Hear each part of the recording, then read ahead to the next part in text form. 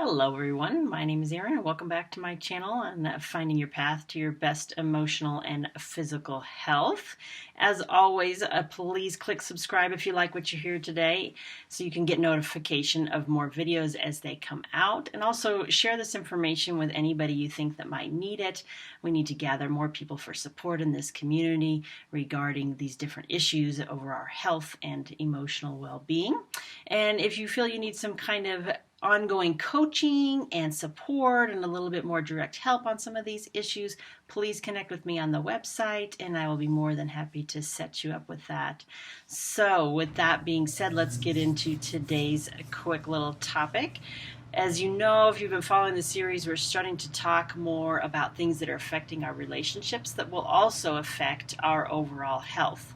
And our relationships and our connection to others definitely will affect the way we feel and the state of our chronic diseases. There's a lot of interplay between those, and I will continue to mention that as we go along. But what I want to start getting into is, something that I'm pretty passionate about is attachment, and how it is, it's trauma, and trauma, of course, is my specialty, but the way we attach to others and our relationships directly affect our overall emotional well-being and our physical well-being. So the health of those is really, really important to maintaining our physical health, if nothing else. But which is why in the middle of this pandemic, we've had a lot of difficulties because we've had to do a lot of distancing. Maybe sometimes people have been isolated with people that are toxic for them. That has caused some ongoing issues. I had numerous patients that wanted to come out and connect, and they refused to do telehealth because they want that connection. Even if we had to wear a mask, in a room, they wanted to be able to see somebody in person and have that kind of human connection and really see how things were going for them. So those things really showed to me how important that it was for people to maintain those social connections. So our attachment, really starts in childhood because that's how we learn to connect to others. So early childhood trauma, and we're talking about like pre-memory, like you can't even remember what's going on with that because you're under 2 years old. So it's pre-verbal memory. So you wouldn't really have any memories of what's going on with your parents at that stage. But that connection or lack of is going to affect your ability to connect to others. And how that goes on as you get a little bit older can continue to affect you as well. So we need to consider kind of some of the messages that we're getting about attachment. We have been told over and over and over again that you need to focus on yourself and realize that you can rely on you and dependency is not so good, and those kinds of things, that you maintain your own boundaries, focus on your own well-being.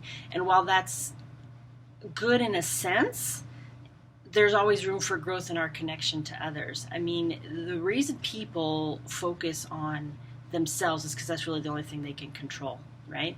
So we have to look at it more in like, how do we control our relationships, like our behavior in relationships, who we connect to, how to recognize those things that are healthy for us and what is not, so that we can increase those connections, the healthy ones, and decrease the unhealthy ones.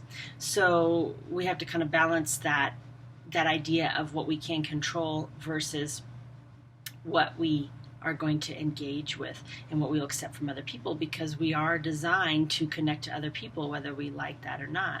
And believe it or not, healthy interdependency will actually improve our overall health. They've found that that people who are connected to someone else actually have better regulated blood pressure. They have regulated heart rates. They actually have different breathing patterns and hormones when they are connected to their loved ones. And they've done all these studies about, what happens when somebody holds the hand of a loved one while they are, having a procedure or measuring some of those things. And there's a difference between just anyone holding their hand and someone they're connected to. And the loved one can be anybody. It doesn't have to be a family member. It can be a good friend or whatever. So all of those kinds of things are important to regulating our health. So we have to kind of understand that and understand why we want to actually be connected to someone else. Okay. So if we have poor attachment and going back to childhood, and that those patterns start really, really young, and poor attachment in childhood actually also leads to some things like stunted physical growth, emotional growth, intellectual growth, social development, all of that stuff. So when we are trying to treat children early on, which is the best thing to do, unfortunately, sometimes toxic childhoods don't get corrected until the people get out, and sometimes they never do. I treat plenty of people that are well into their 40s and 50s that have toxic family members that they have a hard time letting go because we're programmed to connect to those people. So we kind of have to identify where have we stunted that growth and where do we need to kind of change some behaviors to enhance our relationships. Because really understanding how we attach to others and what our belief systems are around that really will affect our overall well-being, because our attachment style really affects our views on intimacy, how we deal with conflict or don't, because we always have people have problems with conflict, how our attitude towards sex is, our ability to communicate our needs, which starts really, really early on, and our expectations of our partners and relationships. So those are the things that kind of come from your attachment style, whatever that may be. And as we do a little bit more work in this, we'll get into the attachment styles. There's, of course, the ideal one is secure, and there's a lot of people that are secure, but there's also a lot of people that are anxious and avoidant. That's two different ones, anxious and avoidant. And then we actually have one that is the one that's the most difficult, is sometimes termed anxious avoidance, sometimes it's dismissive. Well, dismissive usually describes the avoidant one, but the one that is the most difficult has some features of the anxious and the avoidant, and sometimes it's called disorganized. But it can come across in the literature as different names. So basically we have avoidant, because they're avoidant of attachment or reluctance to attach, dismissive, that kind of thing. We have anxious, where they may be overly needy or need that attachment really well and strive to hang on to it.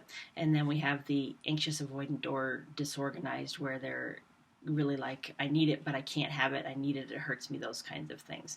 And those people, unfortunately, struggle the most, and they have a hard time in relationships. And they a lot of times will sabotage their relationships, both their romantic relationships and their family relationships. So healing some of those attachment wounds and those childhood wounds are some of the things that we might start focusing on as we kind of go through these and kind of learn about them a little bit and how to identify them in other people. So with that, I will let you go for today. So please connect with me on the website if you have any questions or want to kind of start exploring your personalized plan for these things, and we can coach you through that. So let me know what other things you also are interested in. Ask questions in the comments. I'll hold on to them until we have a question and answer session and that kind of thing. So let me know what I can do for you, and we'll do our best to get your questions answered. Thanks, everybody, and have a great day.